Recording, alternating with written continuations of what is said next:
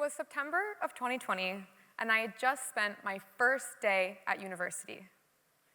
I was so excited to make new experiences, meet new friends, and expand my horizons.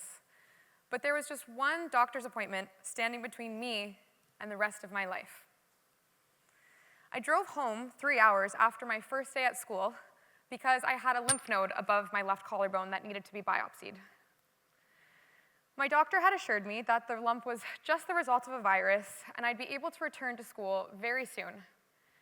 But on my drive home, after my first day at school, alone in my car, I started to cry, overwhelmed with the feeling that I would not be returning to school anytime soon. I stayed at home for the first few weeks following my biopsy, awaiting my results, and a few weeks later, I received a call where I heard the 3 words that I knew deep in my gut to be insidiously true, but I'd been resisting with every hope I had in me. You have cancer. This call crushed me. My whole vision of what the next chapter of my life would look like was completely shattered. But it also verified the gut feelings that I had been experiencing. See, in the year leading up to my diagnosis, I faced constant and inexplicable health challenges.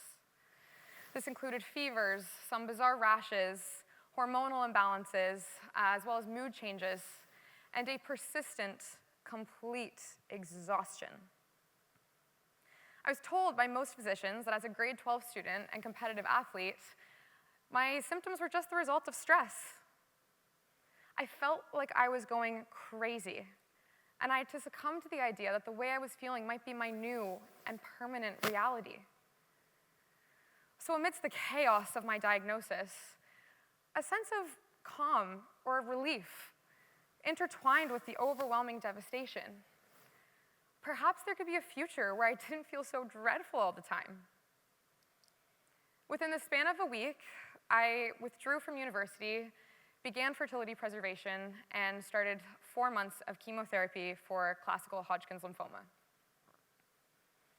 During these 4 months, I became progressively sicker, but I remained laser-focused on getting through chemotherapy and getting back to who I was. A competitive athlete and performer, a straight A student, a specific body weight, always in control, never allowing myself to be a burden to anyone else. I grew up in academic, athletic, and societal settings that equated my achievement and success with things like external appearance, relentless work ethic, and my achievement status. Adversity, challenge, and hardship are all inevitable and essential components of the human experience. The Canadian Cancer Society estimates that 45% of Canadians will be diagnosed with cancer at some point in their life. Look to your left and look to your right. One of you will be diagnosed with cancer statistically. It is my belief that the tumultuous and unpredictable nature of the world in which we currently live makes it necessary for all of us to learn how to overcome adversity productively.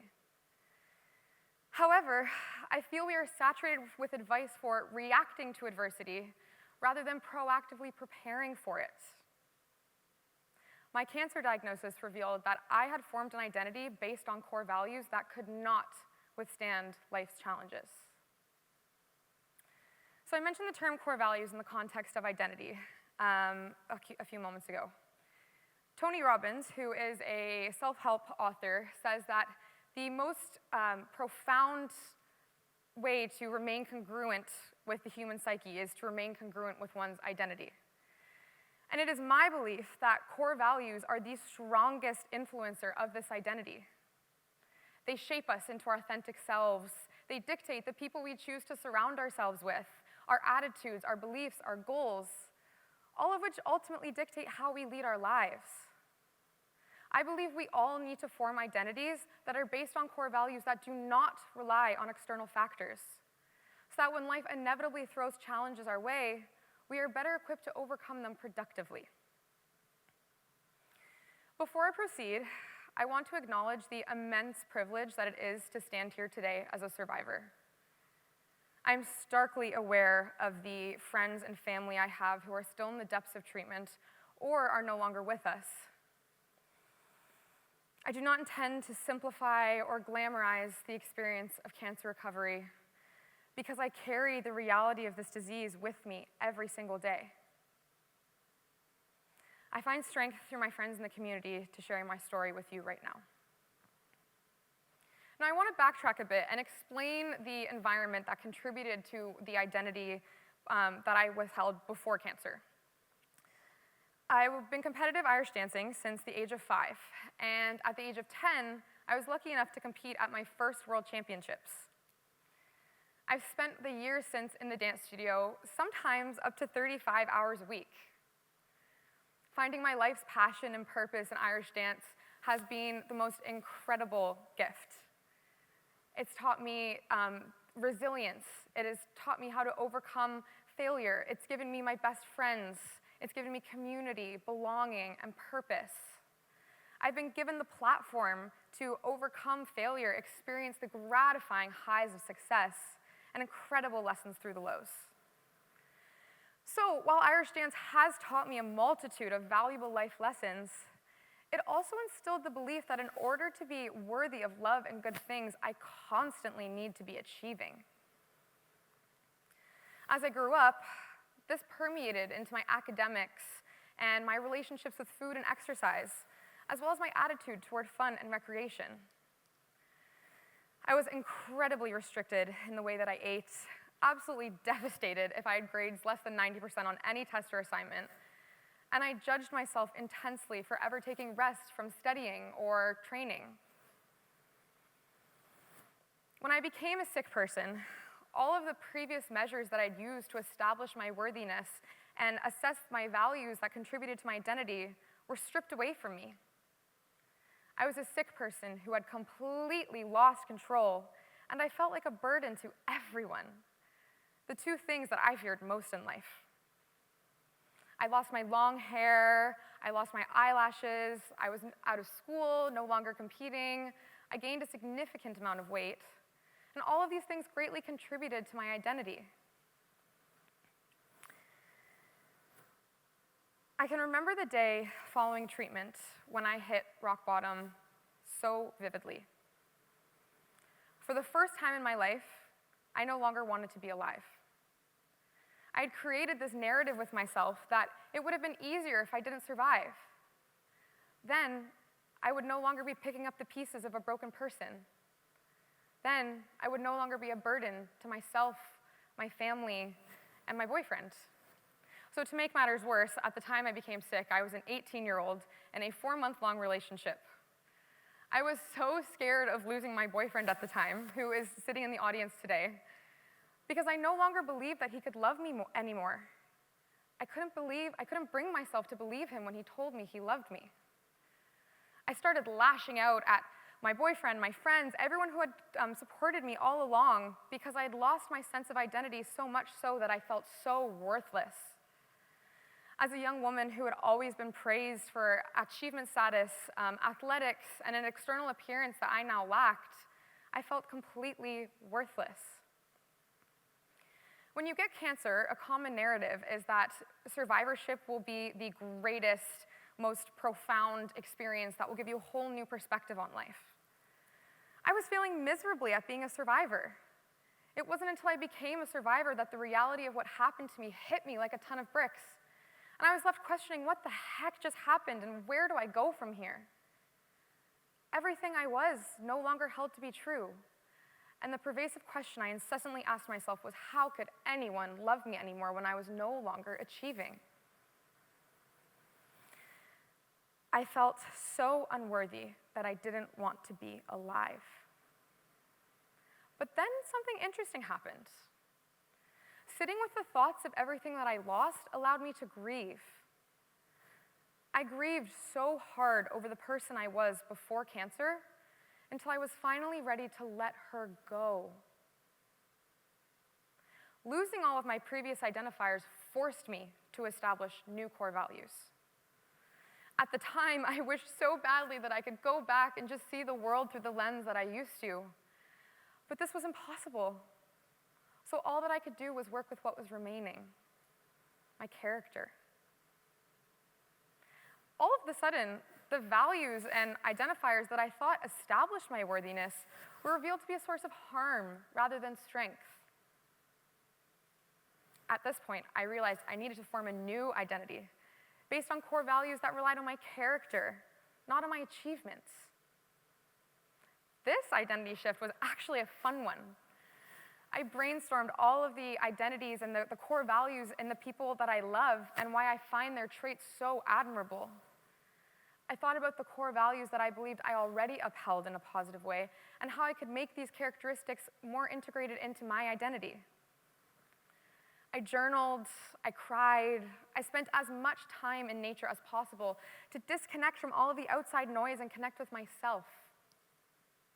I replaced my old values with traits like accountability, curiosity, loyalty, integrity, compassion. I did have to practice the fake it until you make it mentality a lot when trying to put these new values into practice until I actually believed that I upheld them. But suddenly a calmness came over me.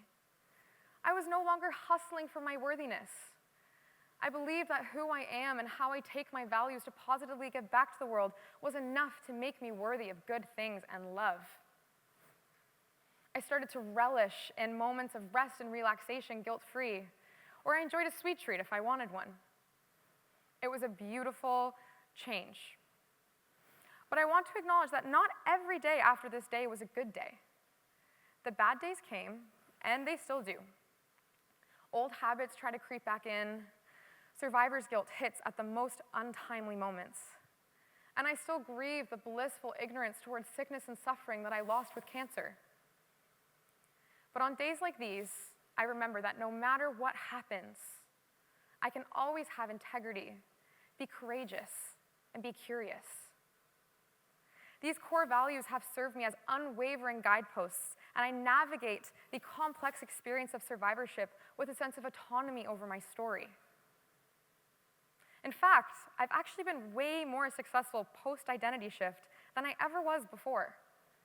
I make healthier daily decisions. I danced in a professional Irish dance show as the lead dancer, which was a lifelong dream of mine. I was admitted to McMaster's Health Sciences program, which is one of the most challenging programs to be accepted to in the country. I'm standing here on the TEDx stage today, which is really special. So I'm grateful for everything that happened, and I feel it is exactly what needed to happen to me to realize that I wasn't able to weather life's storms with the identity that I had formed at the time. I wasn't equipped to handle the challenges that life was going to throw my way and continues to. At this point, I want all of you to reflect on one of your core values. So it could be something similar to mine that I had before, like being an A student or an athlete. It could be I'm popular, I'm financially wealthy, I'm a successful business owner. And I want you to ask yourself this question. Answer it as honestly as you can. Is your core value dependent on internal traits like accountability or loyalty that you can apply to the world no matter your circumstances? Or does it depend on external factors like your achievements or appearance, where your self-worth is derived from things that can be taken away from you at any moment? I encourage you to explore and identify the core values that are serving as your guideposts, and ask yourself if they are truly positively serving you. Change can be scary. The first step is always the hardest part. But I believe that this work is supposed to be fun. Get imaginative, get excited. Picture a blank canvas that you get to be the creator of. Enjoy the process of learning yourself and learning about how you can use your values to positively give back to the world. There's a quote that I read on the day I decided to take back the power over my story, and it still resonates with me today. It says, "Change is scary at the beginning, messy in the middle, but beautiful at the end." So I encourage you all to take that first step. Try things like journaling. There's actually one activity that was super helpful when I was going through my journey, and I took a glass plate. I wrote out all of my old values and the internal monologues that I had that no longer served me, and I smashed the plate on the ground. This was the only way I could physically let go of who I was before, and it's something that helped me so much in forming my new identity. So try the journaling, spend time in nature, smash a plate if you feel like it, and see what works for you. If there are any coaches, teachers, parents, or influencers of any sort in the audience, I want to make you think about the fact that by trying to shift your values from external to internal, you can start a transformative shift in how success in the lives of young individuals is perceived. If we do this, it helps all of us work towards the goal of the human experience, which, in my narrative, is about fostering a lifestyle that is sustainable, wholehearted, and creates both emotional and physical well-being. By proactively forming core values, reframing our challenges as catalysts for growth, and staying true to the nature of our story and who we are, we can work to build lives where success harmoniously aligns with health, happiness, and balance. Life after cancer has been so magical in many surprising ways. So I want to thank all of you for the opportunity to share my story with you today. And I truly hope that my experience serves to show you that you can come back from challenge and you can better prepare yourself for it. Because it will come our way, but we can build identities that are built to weather life's storms. This will allow us to make our challenges stepping stones toward a more purposeful future. Thank you.